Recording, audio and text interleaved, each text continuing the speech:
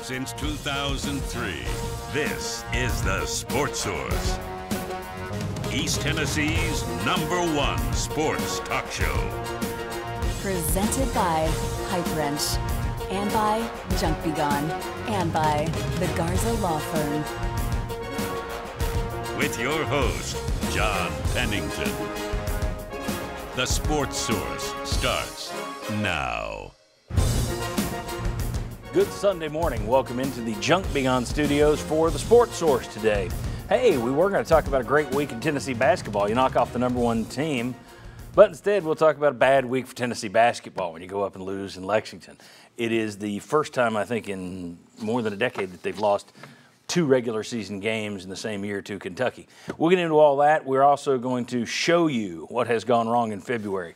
February, not a good month for Tennessee in the last 7-8 years under Rick Barnes. We'll break that down.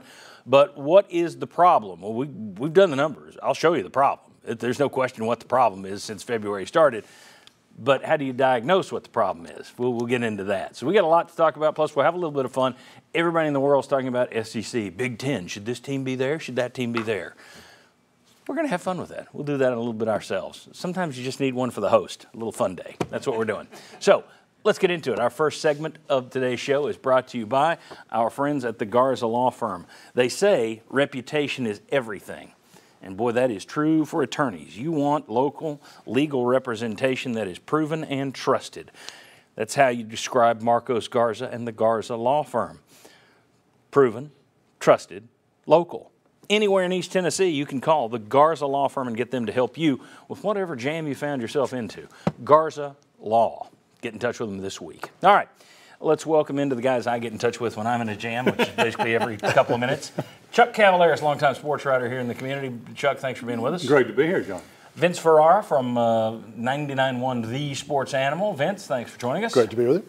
And right over here, our basketball analyst, the ox who pulls the cart for 4 months, 5 months during basketball season, Mark Pankratz, former D1 basketball player under Bruce Pearl at Milwaukee, and then a former assistant coach under Conzo Martin and Bruce Pearl here at Tennessee. Mark, thanks for joining us. Thanks for having me.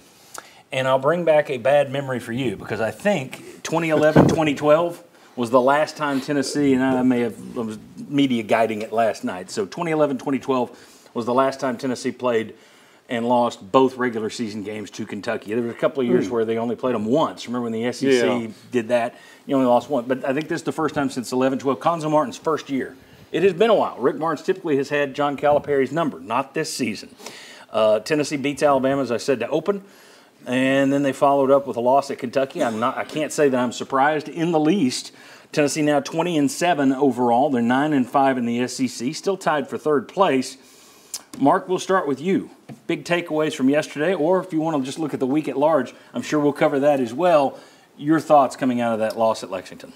Well, you mentioned the 11-12 team, with Conzo Martin. It brings me back to the offensive woes that team had at times, and that's ultimately why we lost to Kentucky both times. Is we missed some open shots, we missed some free throws, but at the end of the day, we take really challenged shot often. We have contested shots late in the clock because our offense, we don't have guys that are gaining separation off the dribble, attracting the defense, and creating opportunities for people. So it boils down to me. The offense is our biggest thing. And last night, for the first time in a little bit, you saw that frustration on offense really dictate our defense in the first half, where our guys just weren't as dialed in defensively. And Kentucky got out in transition, got some easy baskets, and it just kind of snowballed for there in that first half. There has been a lot of discussion, I'm going off track early, about the fact, since Rick Barnes has been here, that if you're playing good defense, the offense and the rebounding will follow. I've always heard that's the complete opposite. When the shots are falling, your defense picks up, your rebounding picks up. Well, as a former coach, your defense, thoughts on that? You always talk about guys, defensive rebound, you can control the effort piece. You can't always control if you're making shots. But what does happen is if you're not making shots, guys can get in their head, and that can affect their defensive ability. And I think you saw some of that with Zakai, a little bit of frustration offensively, has some cheap fouls, and you can see it with Olivier and his missing threes and missing bunnies early affected his defensive rotations. So it does work both ways. Yeah, okay. Very good. Vince, Chuck, what'd you take away?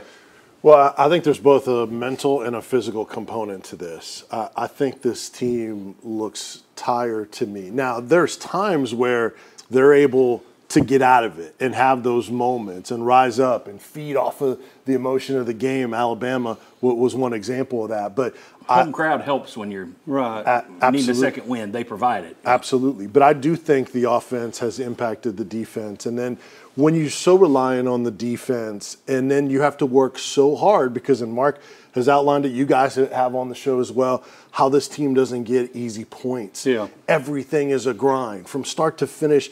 Defensively manning up the entire shot clock. Then offensively with the motion offense, everybody's moving, and then you don't get a shot till the end of the shot clock.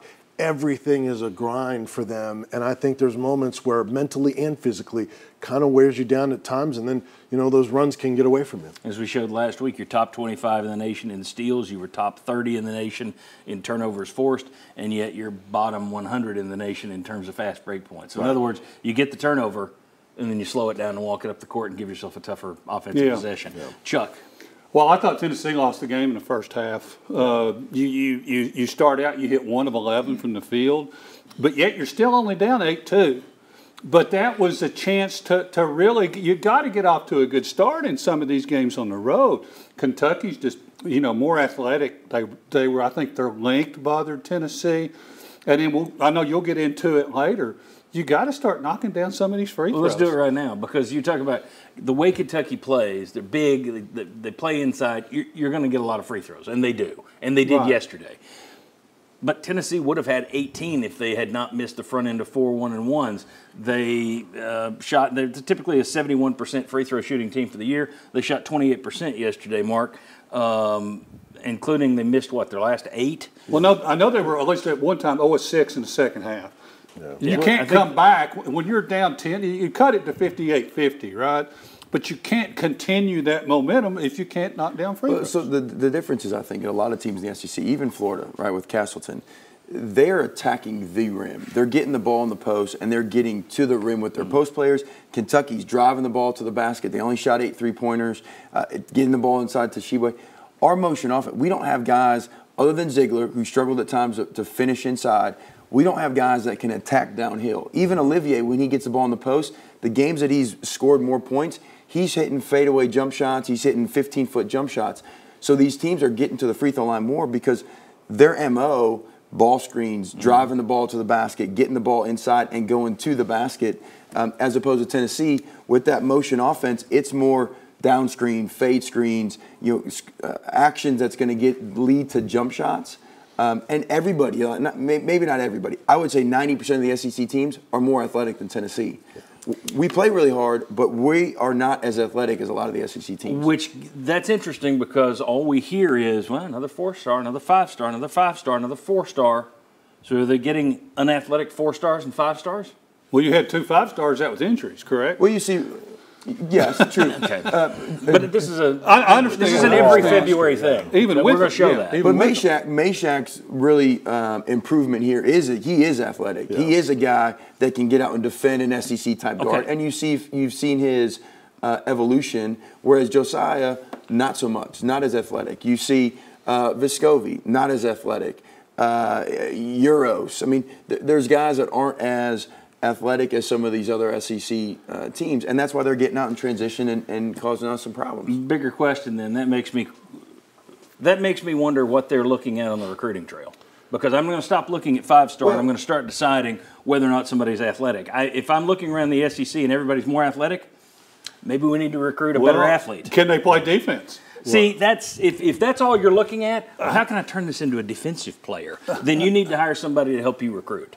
Well, I think Barnes talked about yesterday. He did talk about Meshac's effort level, his grit, is a talent, is a skill. They do recruit that. And look, but we can't. How many teams have won a national championship on grit? Yeah, but also how many teams are consistently in the top 15, which Barnes has built. That's true. And I've defended him. I'm just, in case you can't tell, I'm kind of tired of it.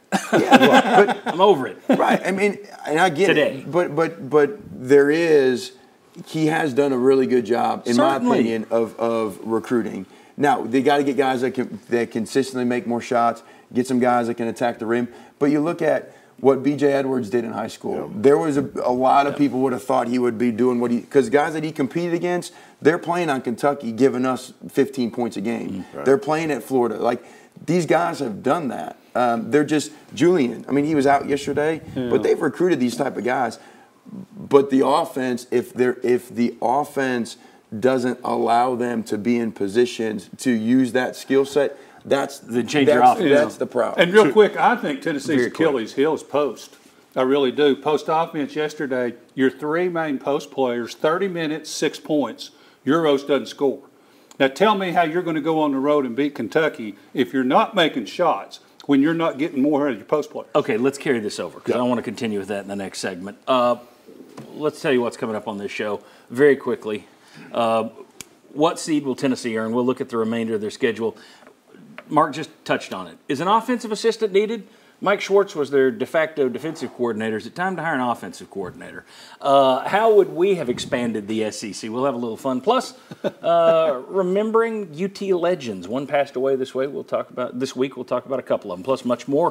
When we come back on the Sports Source, though, let's take a look at some scary February numbers. Not pretty. We'll show you exactly what's gone wrong. The question is, why has that happened? I got a theory, but I don't know that these guys will agree. Come on back on the Sports Source. We'll discuss.